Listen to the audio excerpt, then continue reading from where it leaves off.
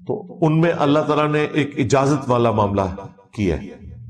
امام حنیفہ کے نزدیک دلیل یہ ہے کہ جو بخاری مسلم میں حدیث ہے، سیدہ عائشہ کہتی ہیں کہ نبی علیہ السلام کے کپڑوں پہ جب منی لگی ہوتی تھی تو اگر وہ گیلی ہوتی تو میں دھو دیتی، اور نبی علیہ السلام اس دھلے ہوئے کپڑے کو پہن کے نماز کے لیے چلے جاتے اور اس کے خشک ہونے کا انتظار نہیں کرتے تھے۔ یعنی اگر آپ نے کپڑے سے منی کو دھو دیا تو اب گیلے کپڑے بھی آپ اپنے جسم پہ پہن سکتے ہیں۔ آپ کو تو یہ بات بڑی حیران کن لگ رہی ہوگی کہ اس میں کون سی ایسی راکٹ سائنس ہے۔ جناب جب نیا نیا دین سکھایا جا رہا تھا اس وقت لوگ یہ بھی سوال پوچھتے تھے کہ اس کا خشک ہونا ضروری ہے کہ نہیں؟ دھو تو آپ نے دی، ابھی تو گیلا ہے کپڑا، کیا خشک ہو کے پاک ہوگا یا گیلی حالت میں بھی پاک ہی ہوگا؟ ہمیں تو آج پتہ ہے کہ گیلی حالت میں بھی پاک ہوگا، لیکن شروع میں جب کوئی بات بتائی جائے گی تو اس وقت یہ بھی ساتھ کلیئر کیا جائے گا نا۔ ہر قسم میں چپکڑا نا بچوں، کوئی نہ کوئی گل رہ جائے گی۔ اچھا، اور بخاری مسلم میں یہ آتا ہے کہ اگر وہ منی خشک ہو جاتی کپڑوں پہ تو سیدہ عائشہ کہتی ہیں پھر میں اسے خورش دیا کرتی تھی، دھونے کی ضرورت نہیں ہوتی تھی، خورش کے اس کو پاک کر دیا جاتا تھا۔ اب یہ جو خورشنے والا معاملہ ہے نا، یہ امام حنیفہ رحمۃ اللہ علیہ بھی مانتے ہیں کہ منی اگر خشک ہو جائے تو کپڑے سے خورش کے اگر اس سے اتار دیا جائے، یعنی اس کی خورچنا یہ ہے کہ وہ داغ تو ظاہر نہیں ختم ہوگا نا خورچنے سے، اس کو آپ اتنی زور سے رگڑیں گے کہ اس کی اکڑاہٹ جو ہے وہ ختم ہو جائے، اس کے بعد آپ یوں کر دیں، کپڑے کو یوں ملیں ایسے ایسے، پھر ایسے کریں اور وہ اوپر سے جھڑتی جائے یہاں تک کہ اس کی وہ سختی ختم ہو جائے اور بالکل ملائم ہو جائے کپڑا، داغ تو ختم نہیں ہو سکتا، تو یہ کپڑا پاک ہو جائے گا کیونکہ حدیث میں آیا ہوا ہے، اس سے انکار کون کر سکتا تھا؟ امام شافعی اسی کو دلیل بناتے ہیں، وہ کہتے ہیں کہ اگر یہ کھرچنے سے پاک ہو رہی ہے نا، اس کا مطلب ہے کہ منی ناپاک نہیں ہے، کیونکہ پانی تو اس کو لگایا ہی نہیں گیا، پانی کے بغیر تو کپڑا پاک ہو ہی نہیں سکتا، اور پھر ابھی اثرات بھی اس کے باقی ہیں، کھرچنے سے زیادہ سے زیادہ اس کی اکڑاہٹ ختم ہوئی ہے نا، اس کا داغ تو باقی ہے، وہ اس میں سے نکل نہیں گیا مکمل طور پہ، لاجیکلی تو بات درست ہے، جو مرضی آپ کر لیں، جتنا مرضی کسی کپڑے کو رگڑ لیں، اس کے اندر جو اثرات ہیں وہ تو باقی ہیں۔ تو امام شافعی کہتے ہیں یہ اس بات کی دلیل ہے کہ کھرچنے سے پاک ہونا یہ انڈیکیٹ کر رہا ہے کہ منی ناپاک نہیں ہے۔ اب امام حنیفہ اور ان کے ساتھیوں کا موقف یہ ہے کہ اگر ناپاک نہیں ہے تو کھرچتے کیوں ہیں؟ تو امام شافعی اس کا جواب یہ دیتے ہیں کہ کھرچتے اس لیے ہیں کہ ایک شخص کے اگر کپڑوں پہ لگی ہوئی ہے اور سامنے سے وہ کپڑے نظر آ رہے ہیں، وہ تو بھائی بلغم بھی لگا ہوا ہو اور سامنے نظر آ رہا ہو تو کراہت تو ہوتی ہے نا، اسی لیے اما عائشہ جو ہے وہ اگر گیلا ہوتا تھا تو دھو دیتی تھی تاکہ وہ اس کا وہ ایک بلغم سا ایک ایفیکٹ جو منی کا ہے وہ نظر نہ آئے، وہ دیکھنے میں ہی آکورڈ لگتا ہے۔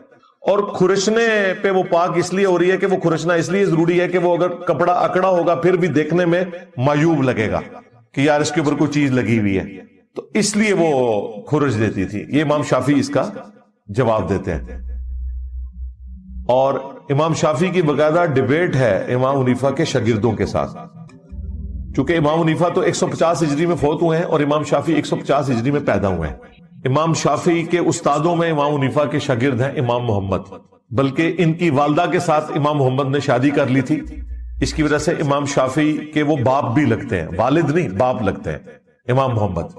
تو وہ امام محمد کے ساتھ باقاعدہ بحث کرتے تھے کہ امام حنیفہ کا یہ فتویٰ درست نہیں ہے۔ امام شافعی کو اپنی فقہ اسی لیے علیحدہ بنانی پڑی کہ انہیں پتہ چل گیا تھا کہ امام ابو حنیفہ رحمۃ اللہ علیہ اور امام مالک رحمۃ اللہ علیہ سے فقہی مسائل میں بہت بڑی بڑی غلطیاں ہو گئی ہیں، کیونکہ انہوں نے تابعین کے اقوال کے اوپر رلائے کیا اور زیادہ تر مسائل میں اجتہاد کیا جن پہ احادیث ان کے بالکل خلاف تھی، اور واقعی مس ہینڈلنگ ہوئی ہیں، اس میں تو کوئی شک نہیں ہے۔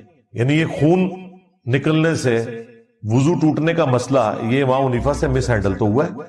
ابو داؤد میں واضح حدیث ہے، ایک صحابی کو پیرے پہ تھے، وہ تیر لگتے رہے، ان کے پورے کپڑے خون آلود ہو گئے، اور نماز مکمل کی اور پھر انہوں نے اپنے ساتھی کو اٹھایا۔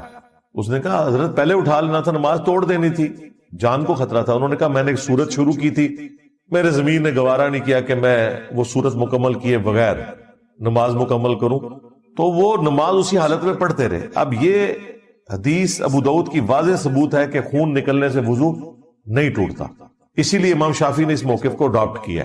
اب شیخ زکریا کاندلوی صاحب فضائل اعمال میں نماز میں خشوع خضوع اور کنسنٹریشن سے نماز پڑھنا، اسی کانٹیکسٹ میں صحابی کا واقعہ نقل کرتے ہیں، یہ والا۔ اب واقعہ انہوں نے نقل کیا، ان کو فوراً فکر پڑ گئی کہ اگر یہ واقعہ کسی تبلیغی جماعت والے نے پڑھ لیا تو وہ تو یہ سمجھے گا کہ خون نکلنے سے وضو نہیں ٹوٹتا، اور دوسرا مسئلہ یہ ثابت ہوا کہ خون پاک ہے، کیونکہ کپڑے ناپاک ہو جائے تو نماز ہی نہیں ہوتی۔ تو دو مسائل جو ہیں امام حنیفہ کے اڑ رہے تھے، ایک حدیث سے دو مسئلے شکار ہو رہے تھے۔ تو شیخ زکریا کاندلوی نے فضائل اعمال میں یہ واقعہ لکھ کے نا فے ڈالی ہے نیچے، چھوٹی سی فے، وہ فائدہ اسے کہتے ہیں۔ یہ پرانے بزرگوں کا ایک طریقہ تھا کہ وہ تفسیر کوئی لکھنی ہے یا کوئی پوائنٹ کریٹیکل ہائی لائٹ کرنا ہے یا کوئی انوملی آ گئی ہے، کوئی ایمبیگوٹی ابہام آ گیا تو وہ فے ڈال کے نا اسے کلیریفائی کرتے تھے۔ وہ بعض اوقات تو فائدے کی فے ہوتی تھی، بعض اوقات فساد کرنے کی وہ فے ہوتی تھی، یا انہوں نے فساد ہی کیا، یعنی فساد تو میں نے اس کا نام رکھ دیا نا۔ تو فساد انہوں نے یہ کیا کہ انہوں نے کہا کہ یہ جو اوپر ہم نے واقعہ لکھا ہے تو اس میں ایک چیز ہائی لائٹ ہوئی ہے کہ وہ صحابی اسی حالت میں نماز پڑھتے رہے، خون بھی ان کے جسم پہ لگا ہوا اور خون نکل رہا۔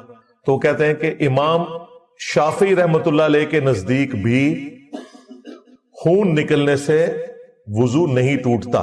انہوں نے بتایا کہ ہم چونکہ حنفی ہیں، ہم نے نہیں اس مسئلے کو ماننا، امام شافعی کے نزدیک بھی خون نکلنے سے وضو نہیں ٹوٹتا، ہو سکتا ہے کہ وہ صحابی بھی اسی مذہب پر ہو، جی وہ صحابی بھی اسی مذہب پر ہو۔ یہ آپ کو تقلید نہیں واجب کروا رہے، انہوں نے صحابہ کرام پہ بھی اماموں کی تقلید واجب کروائی ہوئی ہے۔ اب یہ بات کریں کہیں گے انجینئر صاحب نے ہمارا مذاق اڑایا، وہ اصل میں ان کا کہنے کا مقصد یہ تھا کہ جس طرح امام شافعی کا یہ مذہب، یہ طریقہ ہے کہ وہ خون نکلنے سے وضو کے قائل نہیں ہے، اسی طریقے سے وہ صحابی بھی قائل نہیں ہے۔ بالکل ہمیں بھی پتہ یہی ہے، مذاق ہم اس لیے اڑا رہے ہیں کہ آپ کے بزرگوں کو اردو لکھنے کی بھی تمیز نہیں ہے۔ اردو کا مذاق تو ہم اڑائیں گے نا، لکھنا چاہیے تھا ہو سکتا ہے امام شافعی رحمت اللہ علیہ نے بھی اسی صحابی سے یہ مذہب اخذ کیا ہو، یہ لکھنا چاہیے تھا نا۔ یہ کیوں لکھا کہ ہو سکتا ہے وہ صحابی بھی اسی مذہب پر ہو، تو پھر مذاق تو اڑے گا نا۔ تو یہ مسئلہ حنفیوں کا کہ خون نکلنے سے وضو ٹوٹ جاتا ہے یا خون ناپاک ہے، خون ناپاک تو انہیں خود ماننا پڑا نا اس غلط مسئلے کی وجہ سے۔ خون کے ناپاک ہونے کی دلیل حنفیوں کے پاس کوئی نہیں ہے، ذہن میں رکھیے گا۔ صرف جو عورتوں کے مخصوص ایام کا خون ہے نا اس کی ناپاکی کی دلیل موجود ہے قرآن و سنت میں۔ جو عام خون نکلتا ہے، آپ کے منہ سے نکلے، جسم سے نکلے، کسی زخم سے نکلے، اس کی دلیل ان کے پاس کوئی نہیں ہے۔ یہ انہوں نے انڈائریکٹ مسئلہ نکالا ہے۔ یہ کہتے ہیں کہ ہر وہ چیز جو جسم سے نکلے اور وضو توڑ دے وہ ناپاک تصور کی جائے گی۔ مثلا پیشاب جسم سے نکلے ناپاک تصور کیا جائے گا، وضو بھی توڑ رہا ہے۔ مزی پسینے سے وضو نہیں ٹوٹے گا کیونکہ پسینے کے نکلنے سے وضو نہیں ٹوٹتا، اس لیے پسینہ ناپاک بھی نہیں ہے۔ تھوک بلغم اس کے نکلنے سے وضو نہیں ٹوٹتا، لہذا یہ ناپاک بھی نہیں ہے۔ خون کو انہوں نے کہا اس کے نکلنے سے وضو ٹوٹتا ہے، ہم پوچھتے ہیں کہاں لکھا ہوا ہے، تو وہ بھی انہوں نے قیاس کیا ہوا، اور اس پہ اگلا قیاس یہ کر دیا کہ چونکہ یہ ناپاک ہے لہذا وضو بھی توڑ دے گا۔ بعض کوئی شاطر بننے کی کوشش کریں گے تو وہ کہیں گے جی قرآن میں لکھا ہے نا 4 چیزیں حرام کی گئی ہیں، خنزیر کا گوشت، بہتا ہوا لہو، مردار، اور وہ ذبیحہ جس پر غیر اللہ کا نام لیا جائے، تو اس میں تو کھانے کی ممانعت آئی ہے۔ خون تمہارے لیے کھانا حرام ہے، خون جسم کو ٹچ کر جائے تو نہ وہ کپڑے نہ پاک ہوں گے، نہ جسم نہ پاک ہوگا، اور نہ خون کے نکلنے سے وضو ٹوٹے گا۔ تو یہ بےچارے وہ تھوکتے رہتے ہیں، کسی کے منہ سے خون نکلا وہ کہتے ہیں جب تک تھوک جو ہے نا وہ اس میں تھوک کی سفیدی غالب نہ ہو جائے اس وقت تک آپ نے تھوکتے رہنا ہے، ادروائز اگر وہ ریڈ کلر غالب ہوا تو آپ وضو جتنی بار کریں گے وضو آپ کا ٹوٹتا جائے گا ساتھ ساتھ۔ یہ مصیبت میں لوگوں کو ڈالا ہوا انہوں نے، کتنی بڑی مصیبت میں ڈال دی ہے۔ تو وہ بات شروع ہوئی تھی وہ منی والے مسئلے سے، تو باقاعدہ امام محمد کے ساتھ امام شافعی نے ڈیبیٹ کی ہے۔ الٹیمیٹلی امام شافعی نے ایک چھکا مارا، انہوں نے کہا کہ امام صاحب یہ بتائیں کہ انبیاء کی پیدائش کس چیز سے ہوئی ہے؟ انہوں نے کہا منی سے۔ تو امام شافعی نے کہا کہ کیا آپ یہ کہہ سکتے ہیں کہ انبیاء کرام ایک نجس چیز سے پیدا ہوئے ہیں؟ حقیر چیز تو ہے، ظاہر پانی کا قطرہ تو ایک حقیر چیز ہے نا، عام نظر میں تو ویسے تو پانی کی بہت قدر ہے، لیکن عام حالت میں پانی کی وہ قیمت تو نہیں جو سونے کی یا باقی چیزوں کی قیمت ہو. اس لیے اللہ تعالیٰ نے قرآن میں اسے حقیر چیز کے طور پر بیان کیا, اور اس وجہ سے بھی کہ منی جس جگہ سے نکلتی ہے وہ ایک شرم کا مقام ہے, اس حوالے سے اللہ تعالیٰ نے انسان کو اس کی اوقات دکھائی ہے. لیکن قرآن میں کہیں اس منی کو ناپاک نہیں کہا گیا. ہاں, تو امام محمد سے جب امام شافعی نے یہ بات کی نا کہ کیا آپ یہ کہہ سکتے ہیں کہ انبیاء کرام ایک نجس چیز سے پیدا ہوئے ہیں, اس پہ وہ خاموش ہو گئے. لہذا یہ میچ جو ہے نا جی, یہ تو امام شافعی نے جیت لیا ہے حنفیوں سے, سیدھی سی بات ہے. شاہ ولی اللہ دہلوی نے حجت اللہ البالغہ میں باقاعدہ امام مالک اور امام ابو حنیفہ سے جو مسائل میں غلطیاں ہوئی ہیں ان کو ہائی لائٹ کیا ہے. اب شاہ ولی اللہ سے بڑا کون سا حنفی رہا ہوگا, لیکن انہیں بعد میں سمجھ آ گئی. لیکن چونکہ وہ بہت بڑی پرسنالٹی ہے, ان کو بریلوی, دیوبندی, اہل حدیث تینوں اپنا مجدد آج بھی مانتے ہیں, لیکن انہیں پتہ نہیں ہے کہ حجت اللہ البالغہ میں انہوں نے باقاعدہ امام شافعی کی تعریف کی ہے کہ انہوں نے امام مالک اور امام حنیفہ کی فقہ میں جو غلطیاں تھیں کہ تابعین کے اقوال سے مسائل کو اخذ کرنا اور صحیح حدیث, مرفوع حدیث کو ڈھونڈے بغیر مسائل کو اخذ کر لینا, اس میں پھر ان سے غلطیاں ہو گئی. امام شافعی نے پھر احادیث کے اوپر بنیاد رکھی, اور پھر ان کے شاگرد احمد بن حنبل نے مزید کام کیا, اور پھر ان کے آگے سے شاگرد امام بخاری نے تو اسے اس ایپیکس تک پہنچایا کہ انہوں نے امام شافعی کو بھی نہیں چھوڑا جس مسئلے میں امام شافعی کو غلطی لگی. مثلا ایک جگہ امام شافعی کو بھی ٹھوکر لگی, ان کے نزدیک بیوی کو ہاتھ لگانے سے وضو ٹوٹ جاتا ہے عام حالت میں بھی. بخاری مسلم میں حدیث ہے, امام بخاری لے کے آئے ہیں کہ اما عائشہ کہتی ہیں کہ ان دنوں ہمارے گھروں میں چراغ نہیں ہوتے تھے غربت کی وجہ سے, تو حجرہ تنگ تھا, نبی علیہ السلام رات کو قیام اللیل کرتے تھے, میں آپ کے سامنے لیٹی ہوتی تھی, جب آپ سجدے میں جانے لگتے تو میرے پاؤں ٹو دیتے اور میں اپنے پاؤں کو سمیٹ لیتی اور پھر آپ سجدہ کرتے, اور پھر جب آپ واپس قیام میں جاتے تو میں پھر آگے ٹانگیں اپنی سیدھی کر لیتی. اس سے اما عائشہ نے کئی مسائل بتائے کہ ایک تو یہ کہ اگر آپ کے سامنے کوئی لیٹا ہوا ہے تو نماز پہ کوئی فرق نہیں پڑتا, خواہ وہ آپ کی بیوی کیوں نہ ہو. ٹھیک ہے, یہاں تو وہ چرپائی کے سامنے نہیں نماز پڑھنے دیتے, کہتے پتہ نہیں نماز نہیں, سائڈ سے ہو کے نماز پڑھو. ٹھیک ہے. دوسرا, اس سے امام بخاری نے امام شافعی کا رد کر دیا جو کہتے تھے کہ بیوی کو ہاتھ لگانے سے وضو ٹوٹ جاتا ہے. تو یہاں تو نبی علیہ السلام ہر رکعت میں سجدے میں جاتے وقت سیدہ عائشہ کے پاؤں کو ٹو رہے ہیں اور نماز کنٹینیو کر رہے ہیں. اب اس حدیث کے تحت ان لوگوں کو بھی پھکی مل گئی جو یہ کہتے تھے کہ امام بخاری شافعی تھے, جی تقلید ضروری ہے. امام بخاری نے تو امام شافعی سے بھی اختلاف کیا, 300 جگہ پر امام حنیفہ سے اختلاف کیا ہے صحیح بخاری کے اندر. کتنے مسائل کے اوپر انہوں نے سخت گرفت کی ہے کہ انہوں نے مسائل کہاں سے نکالنی ہے. اس طرح کی اگر آپ ڈیٹیلز پڑھیں تو آپ کو پتا چلے گا کہ غلط مسائل لوگوں سے لکھے گئے اور آج تک امت اس کی تکلیف کاٹ رہی ہے. امام حنیفہ نے جو غلط مسئلہ لکھ دیا, خون نکلنے سے وضو ٹوٹنے والا یا خون کا ناپاک ہونا, یہ دونوں باطل مسائل ہیں, اور آج کروڑوں حنفی اس تکلیف کو کاٹ رہے ہیں. وہاں امام شافعی نے جو مسئلہ لکھا, کروڑوں شافعی انڈونیشین, ملیشین, آپ سخت جون جولائی کی گرمیوں میں انڈونیشین اور ملیشین عورتوں کو دیکھیں گے کہ انہوں نے دستانے پہنے ہوتے ہیں ہاتھوں میں. پورا دستانہ نہیں پہنا ہوتا, ایک طرف سے پہنا ہوتا ہے, کیونکہ پورا تو پہننا منع ہے. نبی اسلام نے دستانے اور پگڑیاں اتارنے کا حکم دیا ہے احرام کی حالت میں. عورت صرف حجاب کر سکتی, چہرہ وہ بھی کھلا رکھے گی. تو وہ اتنا کپڑا اس کے اوپر رکھتے ہیں کہ اگر وہ خامند کے ہاتھ ان کے ساتھ غلطی سے بھی ٹچ کر جائے, یا پورا دستانہ پہن لیتے ہیں اگر ہاتھ میں ہاتھ لے کے چلنا ہے مجبوراً, بھیڑ کی وجہ سے. قد بھی بیچاروں کے چھوٹے چھوٹے ہوتے ہیں نا, وہ تو ہمارے سب کانٹیننٹ کے لوگوں سے بھی چھوٹے ہیں قد میں, تو وہاں ان بیچاروں نے کہاں نظر آنا ہے, سکڑے سکڑے. تو وہ عورتوں نے دستانے پہنے ہوں گے, آپ حیران ہوں گے کہ اتنی گرمی میں دستانے کیوں پہنے ہوئے ہیں, چہرے کھلے ہوئے ہیں, احرام کی حالت میں بھی اور عام حالت میں بھی. وہ چہرے کا پردہ بہت کم ہی وہاں پہ لوگ کرتے ہیں, ہاتھوں میں دستانے. اور اس کے پیچھے امام شافعی کا وہ مسئلہ ہے کہ بیوی کو ہاتھ لگانے سے وضو ٹوٹ جاتا ہے. دیکھیں, ایک مسئلہ غلط بیان کرنے سے کروڑوں مسلمانوں نے تکلیف کاٹی ہے. اسی لیے ہم کہتے ہیں آپ حنفی, شافعی, مالکی, حنبلی نہ ہو, آپ محمدی بنے, مسلم بنے صلی اللہ علیہ وآلہ وسلم. اچھا, اس طرح کی باتیں آپ کریں گے نا, یہ پتہ کیا جواب دیتے ہیں آگے سے, کہتے ہیں یہ اپنے نفس کے دین پہ چل رہے ہیں. جہاں انہیں امام شافعی کا مسئلہ آسان لگتا ہے یہ وہ لے لیتے ہیں, جہاں امام حنیفہ کا آسان لگتا ہے یہ وہ لے لیتے ہیں. اچھا, ان سے پوچھیں کہ یہ ہم اپنے نفس سے لے رہے ہیں یا حدیثوں کی روشنی میں لے رہے ہیں؟ ان بیچاروں کو تو حدیثوں کا تعارف ہی نہیں نا. انہوں نے پوری زندگی فقہ پڑھی ہوئی ہے، انہیں کیا پتا کہ حدیثوں میں کیا مسائل لکھے ہوئے ہیں؟ او بھائی، ہم نفس کی پیروی نہیں کر رہے، ہم حدیثوں کو دیکھ کے چل رہے ہیں۔ اور دوسری بات، جس بات کے اوپر تم تانا دے رہے ہو نا ہمیں کہ دین میں آسانی ڈھونڈتے ہیں، اللہ تو یہ بات فخریہ بیان کرتا ہے قرآن میں۔ رمضان کے کانٹیکسٹ میں اللہ تعالیٰ نے کیا فرمایا؟ اللہ تمہارے لیے آسانی چاہتا ہے، تنگی نہیں چاہتا۔ اگر مسافر ہو یا مریض ہو تو گنتی بقیہ کے دنوں میں پوری کر لو۔ اللہ کہتا ہے کہ میں آسانی دیتا ہوں، یہ کہتے ہیں کہ یہ آسانی مانگتے ہیں۔ اور بھائی آسانی تو مانگنی ہے۔ بخاری میں حدیث ہے، دین ہے ہی آسانی کا نام۔ ہاں جی، الدین یسرا، دین ہے ہی آسانی۔ مولویہ کہتا ہے یہ آسانی کا دین لے لیں گے، کیونکہ انہوں نے حدیث کے بالکل الٹ چلنا ہوتا ہے، اس معاملے میں بھی حدیث کے الٹ ہی چلے ہیں۔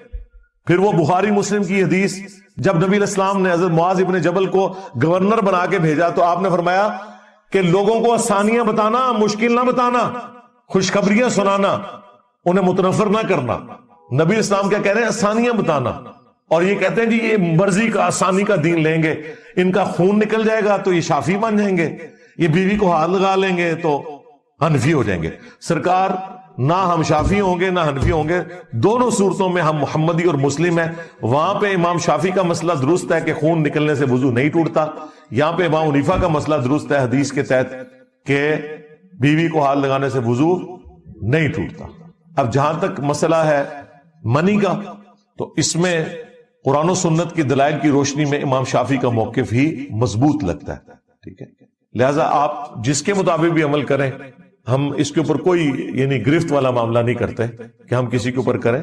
ہم اپنے طور پہ تو ضرور احتیاط کرتے ہیں پاکی ناپاکی کے حوالے سے، صفائی ستھرائی کے حوالے سے۔ وہ تو مسلم کی حدیث ہے، صفائی نصف ایمان ہے، وہ آپ صفائی رکھیں گے۔ نبی الاسلام نے بھی صفائی والا معاملہ کیا ہے۔ رہا مسئلہ یہ پاکی اور ناپاکی والا مسئلہ، تو اس میں جو منی والا معاملہ ہے اس کے معاملے میں جو امام شافی کا موقف مضبوط لگتا ہے ایز کمپیئر ٹو امام ابو حنیفہ رحمۃ اللہ علیہ کے۔ ایک اور حدیث ہے صحیح مسلم کے اندر کہ ایک تابعی حضرت عمر کے پاس آتے ہیں اور کہتے ہیں کہ اے امیر المومنین، قرآن میں سورہ النساء میں آیا کہ جب تم سفر پر ہو اور خوف کی حالت میں ہو تو کوئی حرج نہیں اگر قصر کر لو۔ تو اس سے تو لگتا ہے کہ اب ہم حالت امن میں، اب ہمیں قصر نہیں کرنی چاہیے۔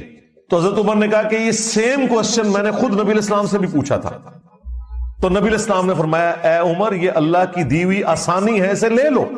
یعنی اگرچہ اب خوف کی حالت نہیں ہے، لہذا قیامت تک کے لیے حکم باقی ہے کہ اگر حالت خوف نہ بھی ہو تب بھی مسافر قصر نماز کر سکتا ہے۔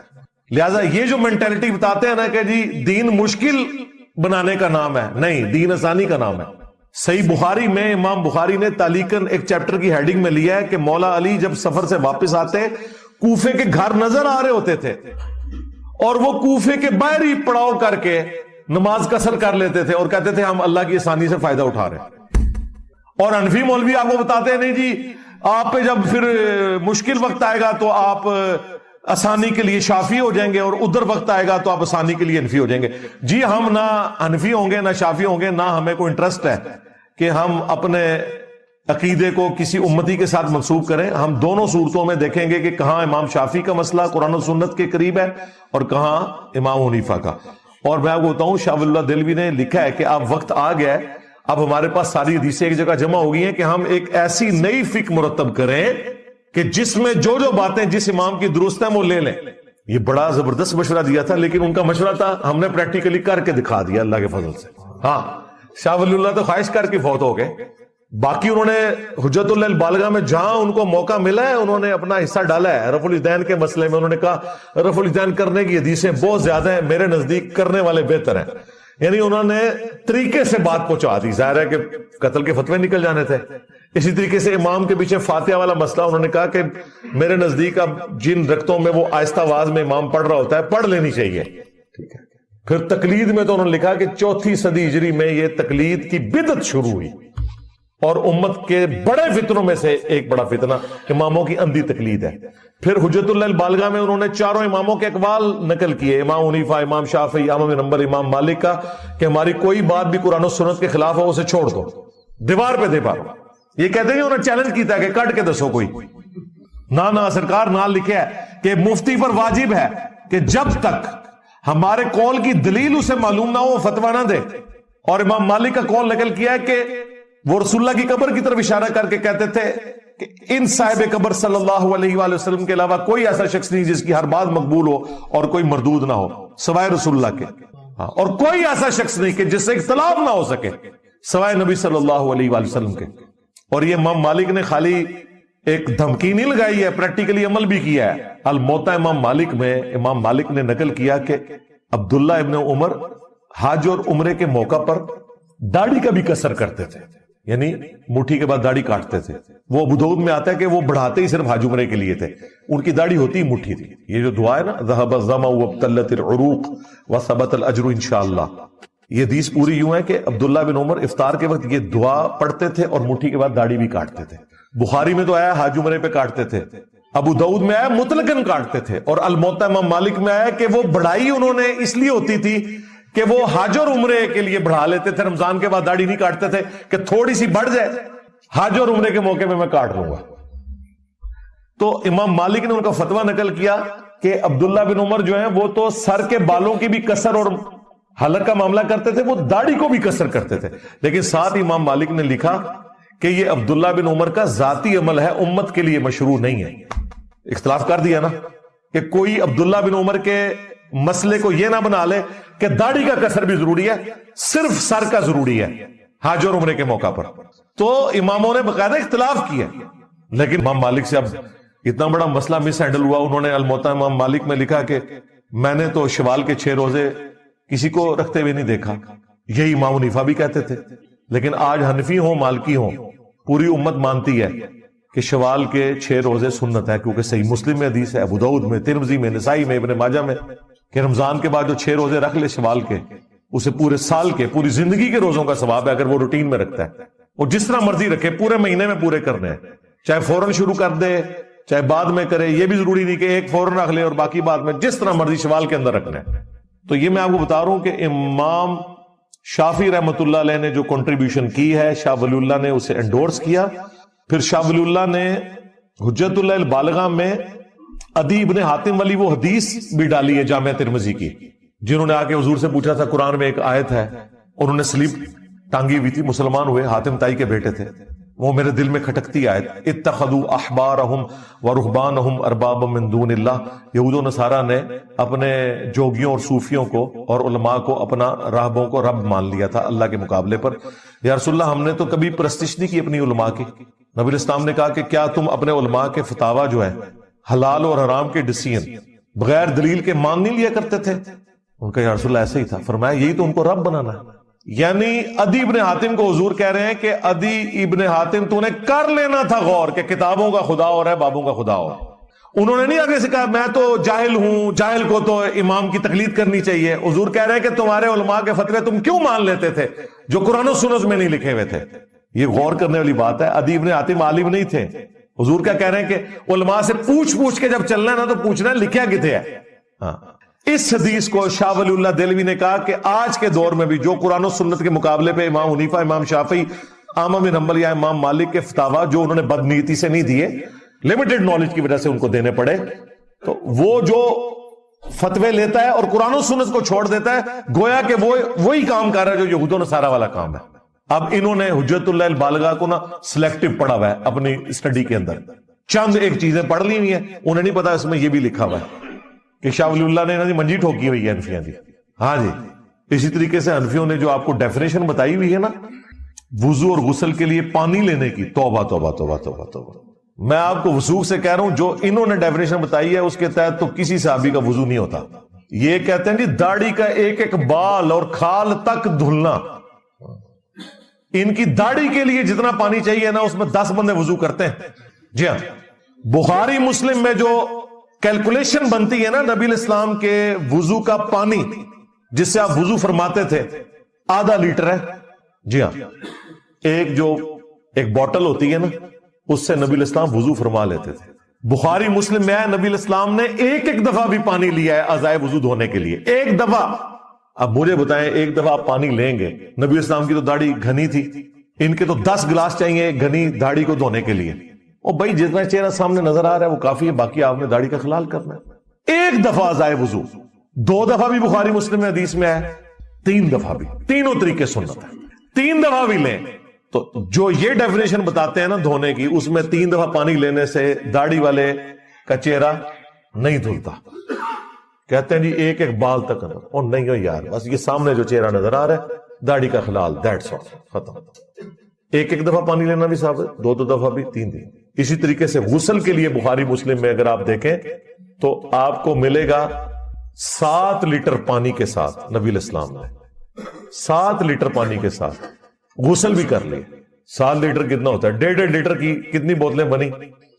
4.5 بوتلیں، جو 1.5 لیٹر کی آپ کی یہ بوٹلز ملتی ہیں. چلیں اس کو راؤنڈ آف کر لیتے ہیں، 5 بوتلیں 1.5 لیٹر کی، اس سے نبی الاسلام غسل کر لیتے تھے. بلکہ وہ ایک صحابی تو آ کے بحث کر رہے تھے سیدہ عائشہ کے ساتھ نا، کہ میرے تو سر کے بال بہت گھنے ہیں. انہوں نے کہا نبی الاسلام کے تو سر کے بال تم سے بھی زیادہ گھنے تھے، داڑھی بھی گھنی تھی، تو حضور تو اتنے پانی سے غسل کر لیتے تھے. تو اس زمانے میں لوگ وام کرتے تھے. اسی وجہ سے وہ بخاری مسلم میں آتا ہے کہ اما عائشہ نے 2 تابعین کو غسل کر کے دکھایا تھا، فزیکلی سامنے نہیں کیا تھا. ان کا وہم نکالنے کے لیے اما عائشہ پردے میں اٹیچ باتھ میں گئی تھی. وہ کہتے ہیں جی اس میں لکھا ہے ایک موٹا کپڑا تھا، تو ظاہر ہے اس زمانے میں کپڑے کا ہی بات ہوتا تھا. ابھی بھی آپ ڈرائیو انڈ میں کچھ عرصہ پہلے پکے باتھ روم بنے، ورنہ وہ کپڑے کا ہی باتھ روم بنا ہوتا ہے. اس میں سے کوئی نظر تو نہیں آتا ہے، یہ تو نہیں کہ اندر کو بلب جل رہا ہے اور کوئی بندہ نہاتا ہوا نظر آ رہا ہے. گھروں میں تو کارنر میں ہوتا تھا.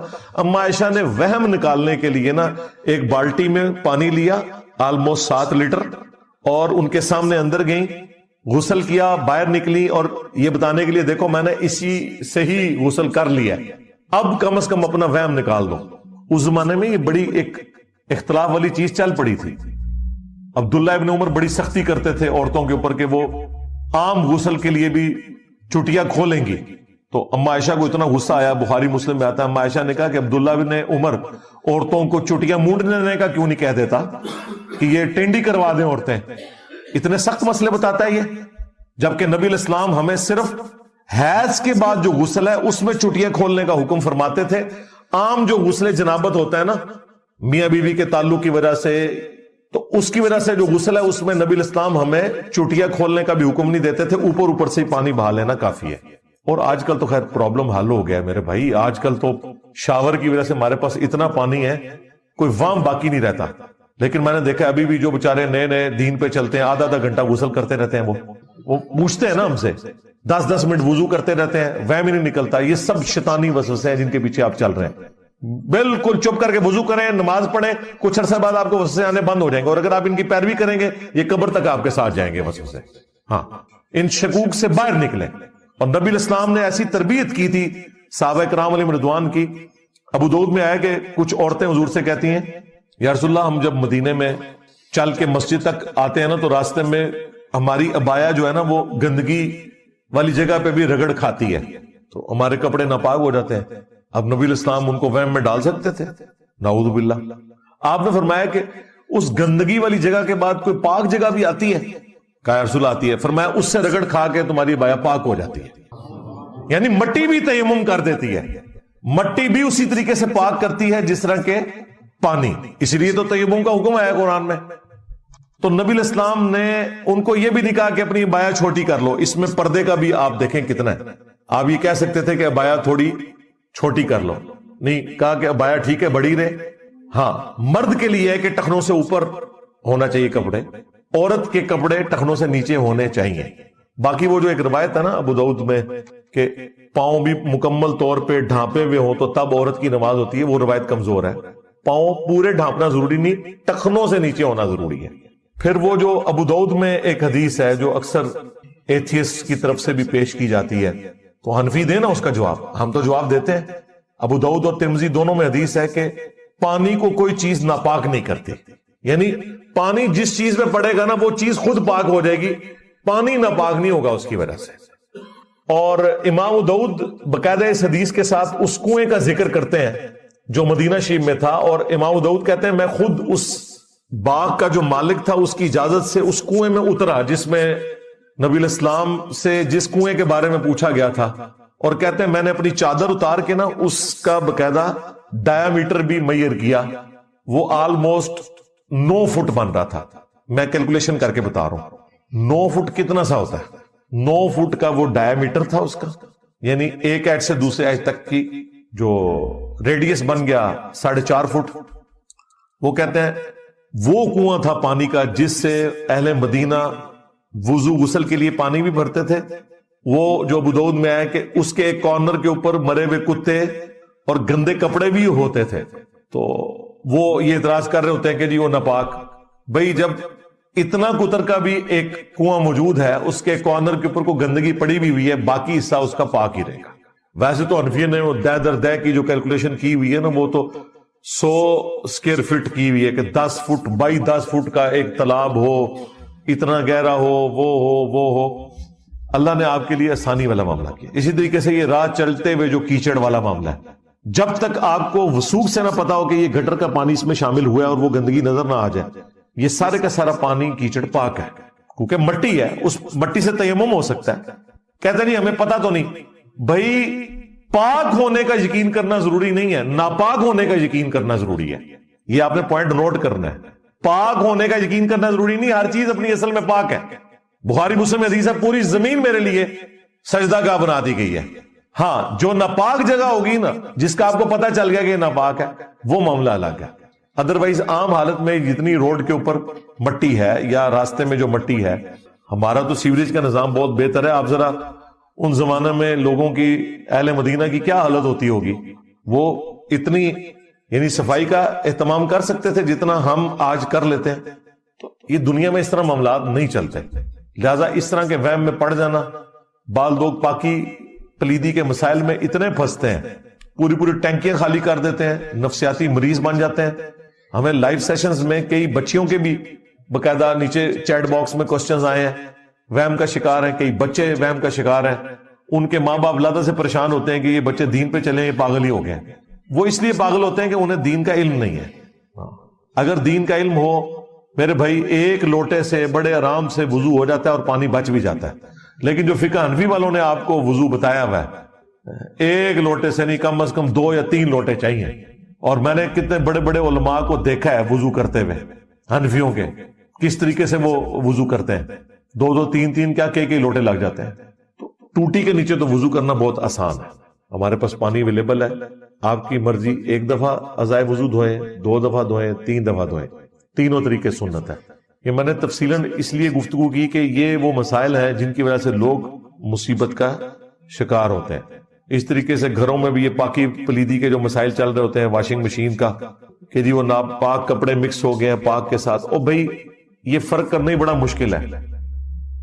ایک گھر کے اندر جتنے بھی کپڑے ہیں آپ انہیں ناپاک ہی تصور کریں.